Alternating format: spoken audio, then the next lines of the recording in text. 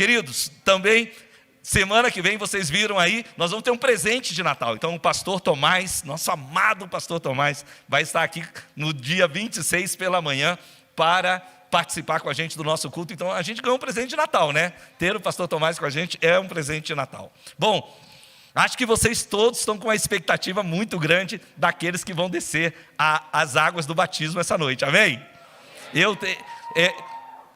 Aí esse pessoal é que está sabendo o que eu estou falando. Vou perguntar de novo, quantos estão com uma expectativa muito grande por aqueles que vão descer as águas do batismo? Aleluia, aleluia. Esses são os momentos mais felizes dessa igreja, quando pessoas entregam a sua vida para Jesus e quando pessoas descem as águas do batismo. Eu digo que quando uma pessoa entrega a vida para Jesus, ela começa um namoro, mas quando elas descem as águas do batismo, elas casam, né? Elas morrem para a velha vida para ressuscitar, para andar em novidade de vida. Quando uma pessoa desce as águas do batismo, ela está dando uma virada na vida dela, uma guinada total na vida dela, porque as coisas velhas já passaram e tudo se fez novo. Ela vai andar agora em novidade de vida. Morreu em Cristo para ressuscitar com Ele e andar agora em novidade de vida. Quantos aqui lembram do seu batismo? O pastor Miguel uma vez fez um batismo e o irmão falou assim: pastor, eu li aqui na Bíblia que quem se batiza morre com Cristo e eu quero sentir a morte. O senhor pode me segurar na água? E então, só que os irmãos não estavam sabendo. Então o pastor Miguel desceu o irmão e segurou ele lá. E passou, o irmão falou: eu vou apertar a tua mão quando for a hora. E o pastor está lá com o homem debaixo d'água e parecia que ele tinha fôlego. Então foi demorando, os irmãos começaram a entrar em desespero, mas de repente ele tocou a mão e levantou. E aí foi aquela festa toda. Não vamos fazer isso, fiquem tranquilos. Não vamos fazer isso, não é isso que nós vamos fazer. Mas hoje à noite eu quero falar com você exatamente sobre isso, sobre uma virada na nossa vida.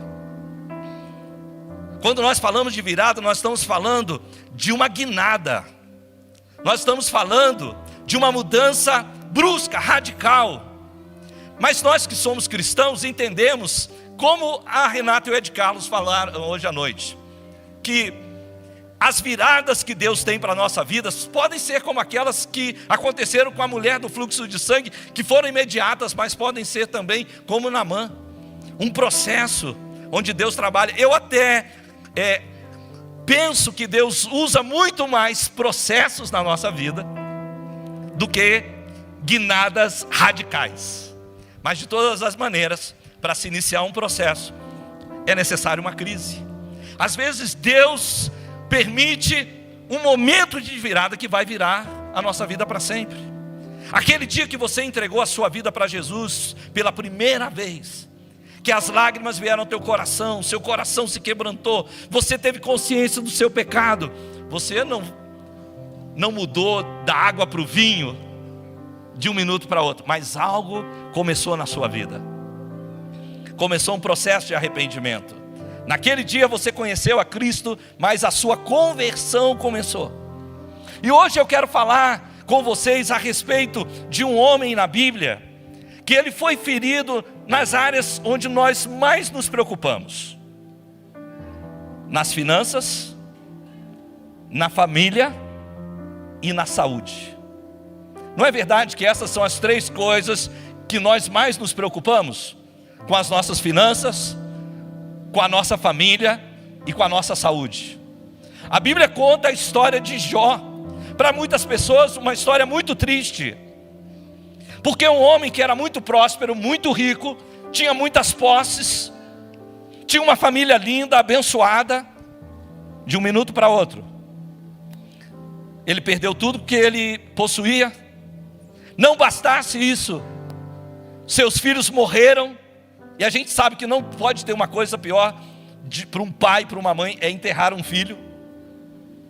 A gente não está cronologicamente preparado para isso. A gente está esperando que os nossos filhos nos enterrem. Mas isso aconteceu com Jó. E se não bastasse isso, ele adquiriu uma doença incurável. O diagnóstico dele, da época dos médicos, era um diagnóstico sem cura, ele estava desenganado pelos médicos. E pior, em sofrimento, debaixo de muita angústia. Então nós vamos percorrendo a história desse homem no livro que tem na Bíblia, chamado Jó. E ao chegar ali no final desse livro, nós vamos encontrar o versículo de Jó 42:10. Eles vão projetar para você. Se você quiser abrir com a sua Bíblia, você pode chegar lá também, Jó 42:10, na sua Bíblia eletrônica, de papel, enfim. Diz que depois que Jó orou por seus amigos, o Senhor o tornou novamente próspero e lhe deu em dobro tudo o que ele tinha. Depois que Jó orou por seus amigos, o Senhor o tornou novamente próspero e lhe deu em dobro tudo o que ele tinha. Esse pequeno versículo tem muita coisa para nos ensinar. Na verdade, nós podemos nos inspirar na vida de Jó. E você até pode dizer, mas pastor, eu nunca fui rico, eu não tenho nem nada para perder, meus filhos estão bem, minha casa está bem, eu não passei por nenhuma calamidade, nenhum desastre natural como ele, eu não enfrentei nenhuma dificuldade nesse nível, eu estou bem, e só para o senhor saber, a minha saúde está boa. Então eu não tenho nada para me identificar com esse homem. Mas é possível que você tenha sonhos que você ainda não realizou, alegrias que você ainda não alcançou. E é possível, e eu imagino que todos nós aqui já passamos por momentos de sofrimentos, como nós ouvimos ainda essa noite, de uma família que o gás acaba enquanto a comida está sendo feita. Eu imagino que deve ser muito difícil para um pai de família ter que pedir a alguém: você poderia me emprestar um dinheiro para o gás? Todos nós já passamos momentos de sofrimento. E podemos nos identificar também com a história da Renata e do Ed Carlos essa noite, que falaram como Deus mudou a sorte deles. E quando eu olho esse versículo, ele é tão rico, eu comecei a buscar outras versões da Bíblia. E cada versão que eu encontrava um enfoque diferente de cada autor. Começando por essa que nós lemos, que a Bíblia fala que Deus fez que Jó prosperasse novamente. Ou seja, Deus tirou literalmente Jó da escassez para a prosperidade. Eu creio que Deus tem um ponto de virada para a sua vida, para alguém aqui essa noite, onde Deus vai tirar você da escassez para levar você em direção à prosperidade. Deus vai tirar você do gás que acabou para te levar para uma empresa próspera, abençoada. Deus tem isso para a sua vida. Nós podemos nos inspirar na vida de Jó. Mas não apenas isso. Há uma versão em inglês que diz que o Senhor fez de Jó bem-sucedido novamente.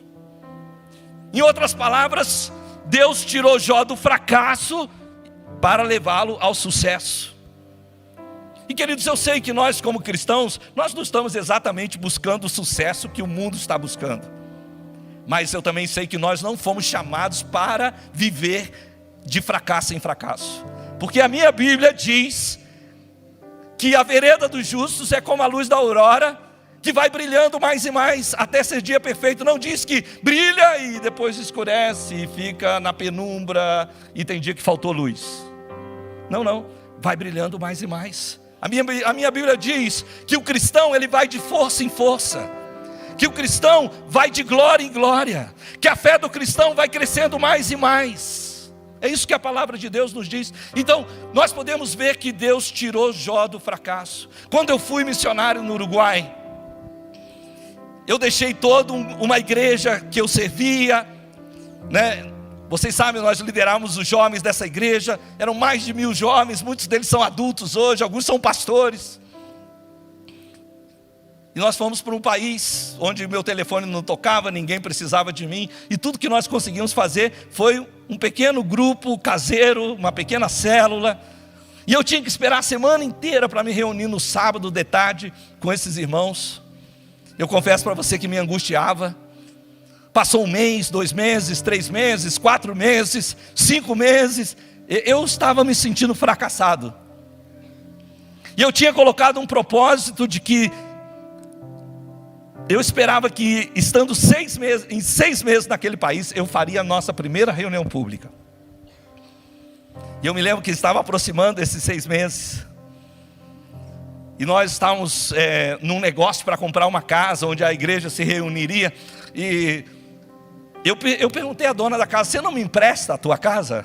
Essa casa que talvez um dia eu vou comprar, você não me empresta? E ela topou, emprestou.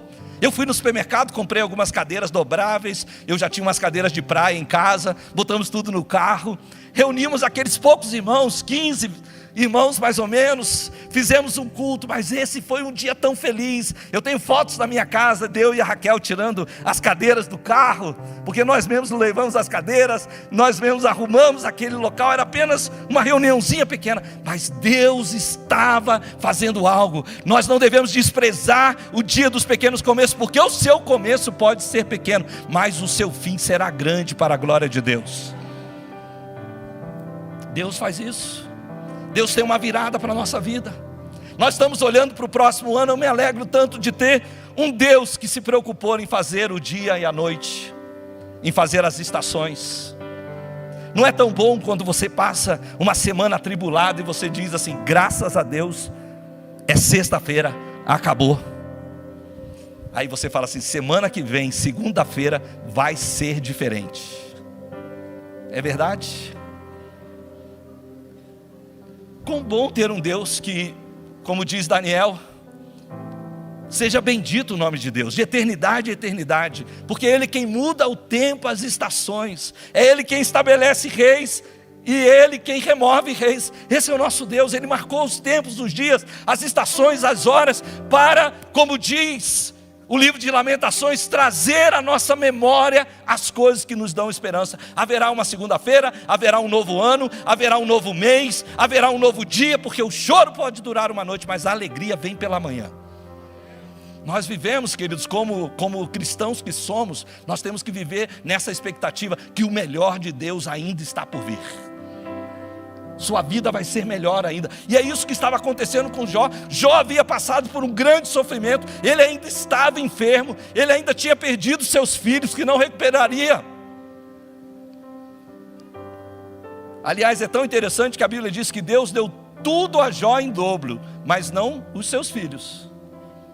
Porque Jó, ele não perdeu os seus filhos. Apenas ele se separou temporariamente deles.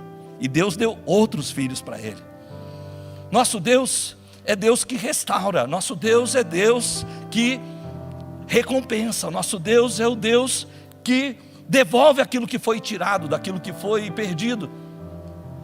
E a Bíblia diz que quando Jó orou por seus amigos, Deus o fez bem-sucedido novamente. E talvez alguém aqui esteja perguntando: mas por que é que Deus fez ele sucedido? Por ter orado por amigos? Isso eu também posso fazer. Se eu soubesse que isso resolvia, eu já tinha orado pelos meus amigos. Acontece que esses amigos foram à casa de Jó. E embora as palavras deles fossem muito boas, as motivações eram muito ruins, porque eles estavam ali para apontar o dedo para Jó, estavam ali para acusar Jó, estavam ali para encontrar o erro de Jó.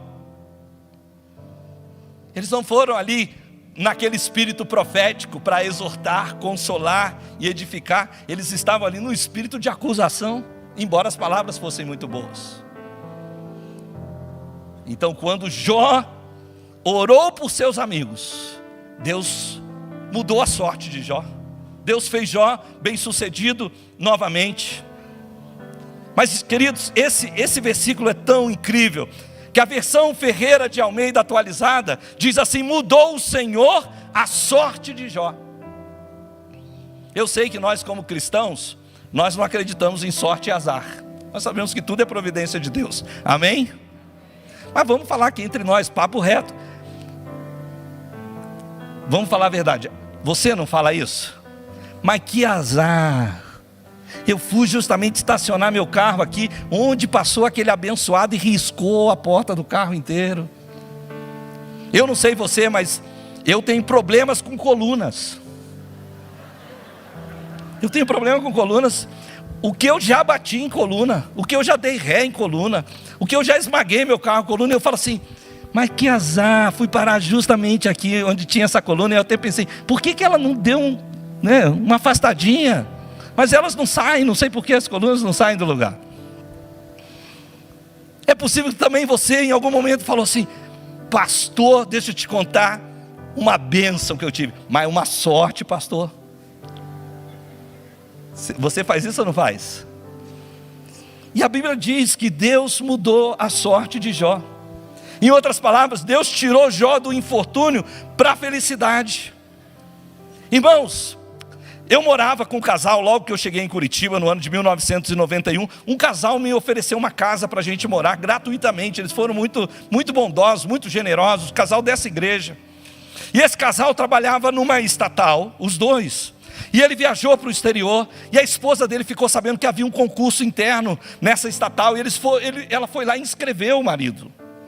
Quando o marido voltou da viagem, ela falou: eu te inscrevi no concurso para você ser o vice não sei o que lá.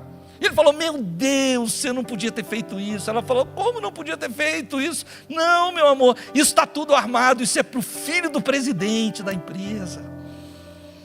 Você arranjou uma confusão para a minha vida. Ela falou: agora eu te inscrevi e você vai estudar. E aí, ele, como um bom marido, né? Você que é marido esperto sabe disso, né?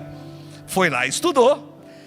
Mas ele estudou pensando: vou estudar, mas não vou passar é nada, porque isso aí está tudo armado. Mas no dia da prova, ela foi lá na sala onde ia estar a banca avaliadora. Ela entrou antes, ela ungiu tudo, ela orou em nome de Jesus, ela amarrou os capetas, ela foi, segurou tudo, tal. Chegou na hora lá, ele foi fazer a prova, foi lá fazer o exame na banca. E tinha lá um figurão, que era o homem que, o que ele falasse, todo mundo ia seguir na banca. E ele estava lá nervoso, vem a secretária, fala com ele no ouvido, sai, volta de novo e tal. Passou uma meia hora, ele falou: pode apresentar seu trabalho. Ele apresentou o trabalho. Aí o homem, que já tinha todo o trabalho na mão, né, que foi enviado antecipadamente, levanta e fala: 10, te dou 10. Os outros olharam assim, tudo abismado: 10? E aí o segundo teve que fazer o quê? 10. O terceiro 10. O quarto 10. Ganhou 10 no trabalho. Ganhou a vaga. Ganhou a vaga.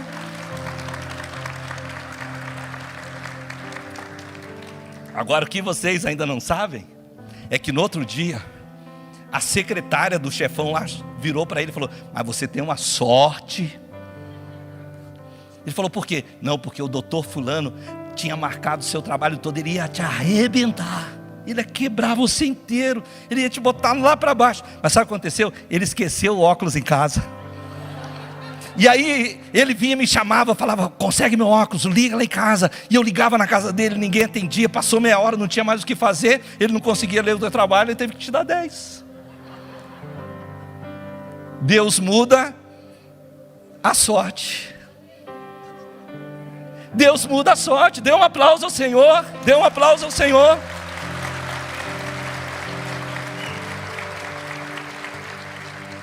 Agora, olha o que diz a versão Ferreira de Almeida, corrigida. Ela fala assim: e o Senhor virou o cativeiro de Jó. Ou seja, Deus tirou Jó da prisão para a liberdade. Irmãos, eu sou tão feliz de saber que há tantas pessoas nessa casa que um dia estiveram aprisionadas pelas drogas e hoje estão livres. Pessoas que estavam aprisionadas na pornografia e hoje estão livres. Pessoas que estavam aprisionadas numa vida financeira que o mês acabava, melhor, o dinheiro acabava e sobrava mês. Hoje, graças a Deus, acaba o mês e sobra dinheiro. Mas elas estavam ali aprisionadas. Pessoas que estavam aprisionadas no adultério, destruindo seu casamento. Pessoas que estavam aprisionadas na feitiçaria, destruindo a sua própria vida. Pessoas que estavam aprisionadas no pecado. E queridos, quem escolhe pecar, escolhe sofrer. Pessoas estavam no sofrimento. Mas Deus retirou essas pessoas dessas prisões. Todas essas pessoas tiveram um ponto de virada. Todas elas tomaram decisões em obediência à palavra de Deus.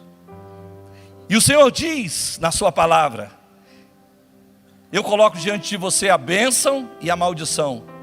Escolhe a vida para que vivas. E essas pessoas escolheram a vida. Elas escolheram a obediência. Elas pagaram talvez um preço alto.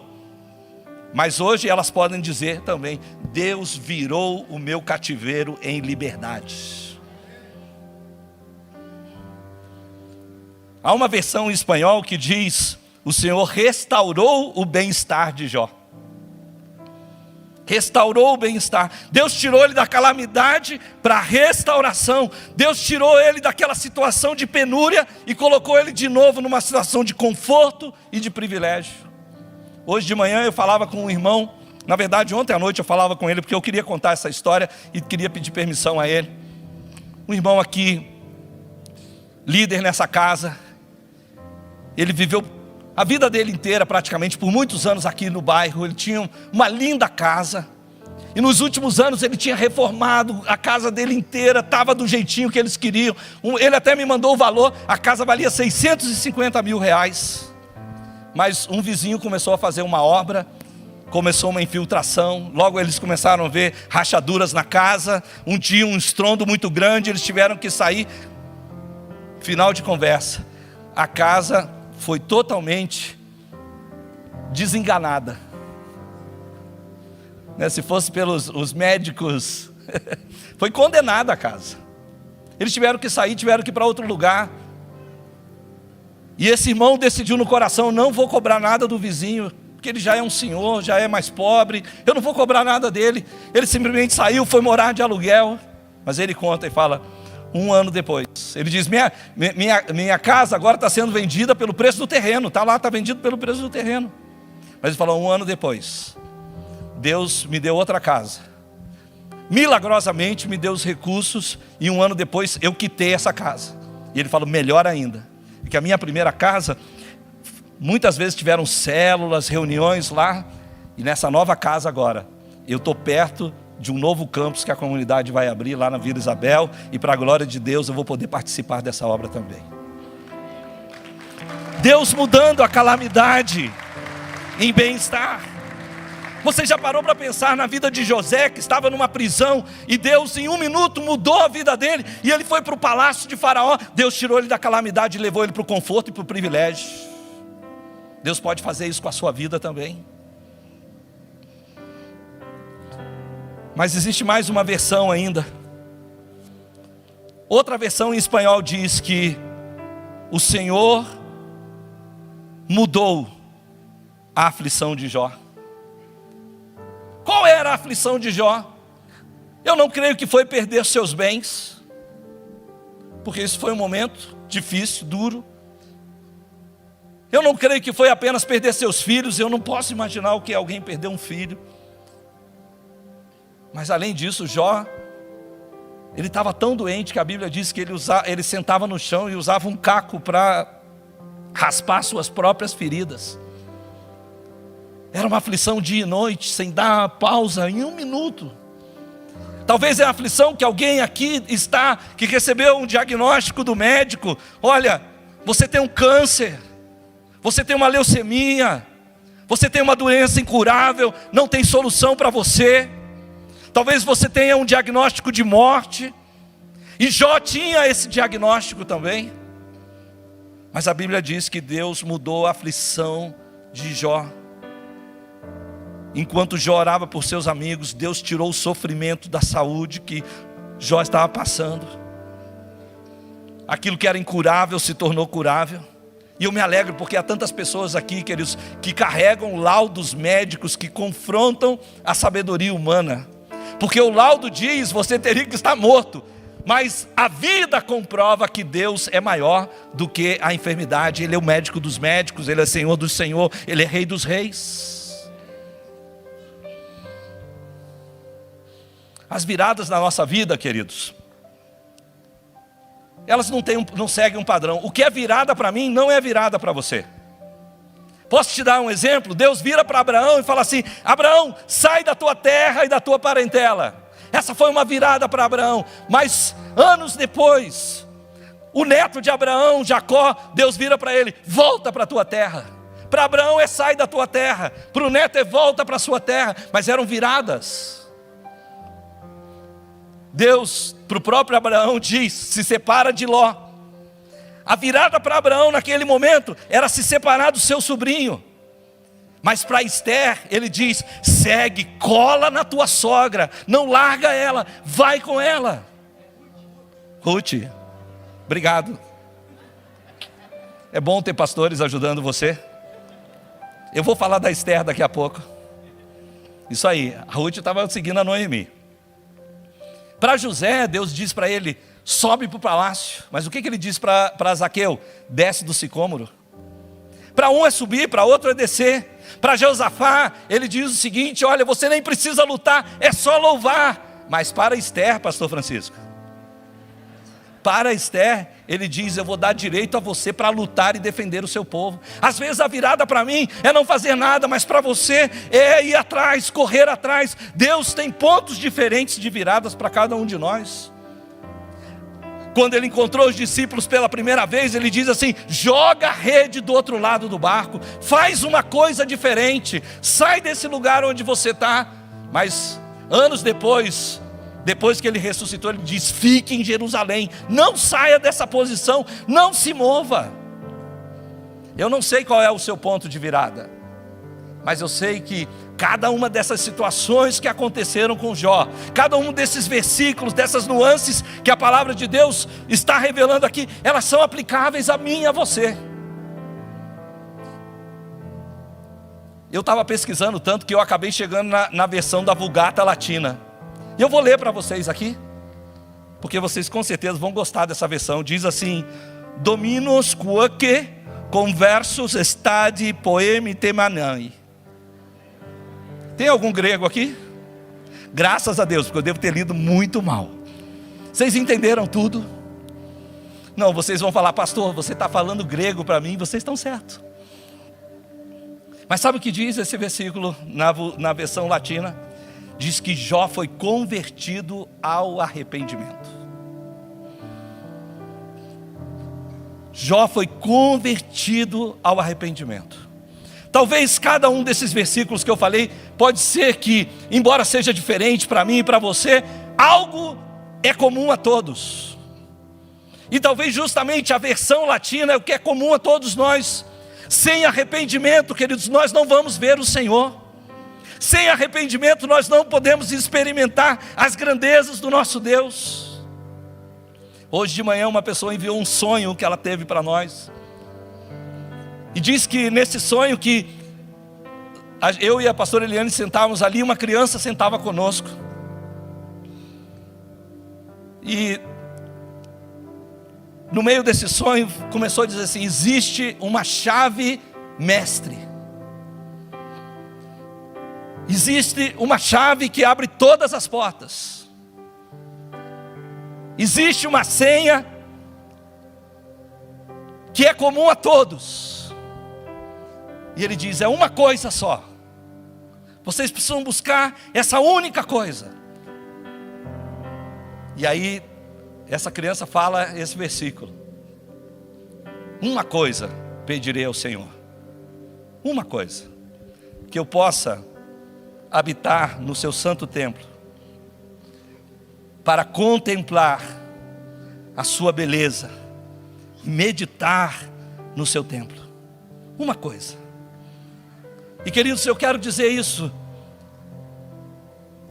as viradas na nossa vida só são possíveis quando o coração muda. Sempre que o seu coração muda, algo ao seu redor também muda. Talvez alguém está dizendo: pastor, eu preciso de uma virada nas minhas finanças. Quando o seu coração mudar, suas finanças mudarão também. Pastor, eu preciso de uma virada no meu casamento. Quando o seu coração mudar, seu casamento mudará também. Foi isso que Deus estava fazendo na vida de Jó. Deus estava mudando o coração de Jó. Deus estava mudando o coração daquele homem. No próprio capítulo 42, versículos anteriores, Jó diz assim: antes eu te conhecia de ouvir falar, mas agora os meus olhos te contemplam. Sabe por que os olhos de Jó contemplavam a Deus? Porque houve uma revelação, o véu foi tirado e Jó pôde ver. Mas por que Jó pôde ver? Deus precisava mudar primeiro Jó. para ver a misericórdia de Deus, Jó precisava ter olhos misericordiosos para com seus amigos. E é por isso que Deus diz: eu mudei a sorte de Jó quando ele orou por seus amigos, porque o coração de Jó se encheu de misericórdia. Ele diz: Senhor, antes era só de vir na igreja, de ouvir a pregação, de ver uma ministração no YouTube, de ler um livro, mas agora os meus olhos te veem, eu tenho relação contigo, comunhão contigo, eu toco o Senhor. E aí ele fala assim: por isso eu me arrependo profundamente até o pó.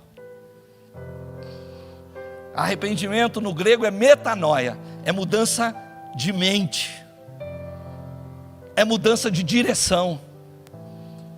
E é exatamente isso que a versão latina diz: Deus converteu o coração de Jó ao arrependimento, da dureza de coração ao arrependimento. Deus estava prestes a mostrar misericórdia a Jó, mas a misericórdia só pode ser vista pelos misericordiosos. Jó, ele precisou exercer essa misericórdia. E eu quero dizer a mesma coisa para você. Para você ver mudanças. Quantos esperam ver mudanças no próximo ano na sua vida? Quantos também querem uma virada para a sua vida? Olha, posso te dizer algo: se você quer ver mudanças ao seu redor, mude seu ponto de vista. Se você quer ver pessoas mudar, experimente mudar teu coração, o seu coração em relação a elas, a maneira como você as vê. Comece a ver com os olhos de Deus. Se você quer ver circunstâncias mudar, experimente mudar a sua maneira de pensar. Para dar uma virada, comece pelo arrependimento. Comece pelo seu coração. Como eu estava falando para vocês, eu estava lendo o livro de Jó outro dia, eu estava falando: Deus, por que o Senhor ficou tão bravo com os amigos de Jó? Eles falam coisas boas. Eu falei: olha, algumas das coisas que eles falam aqui, eu até prego isso, pastor. Estou falando para Deus, pastor, né? Mas ele também é pastor. Eu até prego isso, Senhor. Eu gosto das coisas que eles falam. E Deus colocou isso no meu coração. Olha, não era o que eles falaram, foi a maneira como eles falaram, era o coração que eles traziam. Então, Deus resolveu julgar os amigos de Jó, mas Jó orou pelos seus amigos. E Deus não mudou apenas a Jó, mudou também os seus amigos, abençoou também os seus amigos. E queridos, eu estou crendo isso para a sua vida. Eu estou crendo que Deus vai tocar sim as suas finanças. Eu estou crendo que Deus vai tocar a sua saúde. Eu estou crendo que Deus vai tocar a sua família. Nessas 3 áreas nas quais Jó foi ferido: na sua família, nas suas finanças e na sua saúde. Eu estou crendo que Deus vai tocar você para melhor no ano de 2022. Você pode dizer amém? Mas nós não vamos esperar 2022, nós já queremos agora. É verdade, sim ou não? Nós já queremos agora. E olha o que um dos amigos de Jó diz para ele no capítulo 11, a partir do versículo 13 até o 20. Aliás, eu vou pedir algo, vou pedir você para ficar de pé, porque eu quero ler isso para a sua vida. Eu quero ler isso profeticamente sobre você. Eu quero declarar isso sobre a sua casa. Quero declarar isso sobre suas finanças. Quero declarar isso sobre a sua saúde. Olha o que diz a palavra de Deus. Diz, feche seus olhos, por favor, abra suas mãos, escute. Diz assim a palavra de Deus: contudo, se você consagrar o seu coração a Deus e estender as mãos para Ele, se você afastar das suas mãos o pecado e não permitir que a maldade habite na sua casa, então você vai levantar seu rosto sem se envergonhar. Você será firme e destemido. Escute isso: você esquecerá as suas desgraças, lembrando-as apenas como águas passadas. A vida será mais refulgente que o meio-dia, e as trevas serão como o amanhecer em seu fulgor. Você estará confiante, graças à esperança que haverá, olhará ao redor e repousará em segurança. Você se deitará e ninguém lhe causará medo, e muitos procurarão o seu favor. Continue com seus olhos fechados. Escute isso novamente. Se você consagrar o seu coração, meu irmão e minha irmã, se você estender as suas mãos em direção a Deus e dizer: eis-me aqui, Senhor. Olhe para o seu servo, para a sua serva. Se você afastar das suas mãos o pecado, e se você não permitir que a maldade habite na sua casa, na sua tenda, no seu lar, no seu trabalho, então você vai levantar o seu rosto, cada dia de manhã, seu rosto vai brilhar mais e mais. Você levantará o seu rosto, sem se envergonhar. Você não vai estar tendo que enfrentar nenhuma situação embaraçadora. Você vai ser firme, destemido, destemida. O medo não vai dominar a sua vida. Aliás, você vai esquecer das suas desgraças. Serão para você como águas passadas. A vida vai ser para você como a luz refulgente do meio-dia. E até quando for dias de trevas, de dificuldades, de lutas, será a mesma coisa para você, porque a luz do Senhor vai continuar brilhando, iluminando o seu caminho. Você vai estar confiante. Sabe por quê? Porque há esperança no seu coração. Essa noite eu quero te dizer isso: há esperança para você. Jesus Cristo é a esperança. Há esperança para você. Você repousará seguro. Você vai dormir bem. Chega de ansiedade. Chega de insônia. Chega de viver com medo, com preocupação. Chega de sofrimento e angústia. Você vai olhar ao seu redor e você vai estar em segurança. Ninguém vai causar medo em você. E sabe o que? Muitos vão procurar o seu favor. Muitos vão vir na tua direção e falar: me conte como que no meio dessa confusão toda você pode ser tão calmo. Me conte que a sua vida parece que está no meio da tempestade, mas você está bem, está tranquilo. E você vai poder dizer: com Cristo no barco, meu irmão, tudo vai muito bem. Você vai estar seguro. Essa noite eu quero declarar isso sobre a sua vida. Deus é o Deus que muda a sorte do seu povo. Deus mudou a sorte de Jó quando o coração de Jó mudou. Ano de 2022 será um ano de corações mudados, um ano de céus abertos. E nós sabemos que quando há um coração aberto, os céus também estão abertos. Essa noite, o que você mais precisa é dessa chave mestre. Uma coisa você precisa. Apenas nessa uma coisa estão todas as coisas nela. Jesus Cristo, Ele é o alfa, Ele é o ômega, Ele é o princípio, Ele é o fim. É por Ele, por meio dEle e para Ele que são todas as coisas. Se nós buscarmos o reino de Deus em primeiro lugar, todas as outras coisas vão ser acrescentadas. Talvez você chegou essa noite aqui e você diz: pastor, legal a sua palavra, mas eu estou tão longe de Deus. Então eu quero te avisar algo: Ele se aproximou de você. Você pode estar longe, mas Ele está te trazendo para perto. E sabe o que Ele diz? Ele diz assim: aquele que vier a mim, eu de maneira nenhuma lançarei fora. Eu quero orar por você essa noite. Você que está longe de Deus, você que hoje precisa de um toque de Deus na sua vida, você que precisa hoje conhecer a Jesus como seu melhor amigo, como seu Senhor, como seu Salvador, é por você que eu quero orar. E já que vocês estão de olhos fechados, abram as suas mãos também num símbolo de um coração aberto e repita comigo essa oração. Diga: Senhor Jesus, essa noite o que eu mais preciso é do seu perdão. A minha virada se chama Jesus. E hoje eu creio que tu morrestes e ressuscitastes. Estás vivo. É poderoso para perdoar os meus pecados, para lavar a minha vida e fazer de mim uma nova pessoa. Eu creio isso no meu coração. Com a minha boca eu confesso: Jesus Cristo é o meu Senhor, o meu Salvador, para a glória de Deus.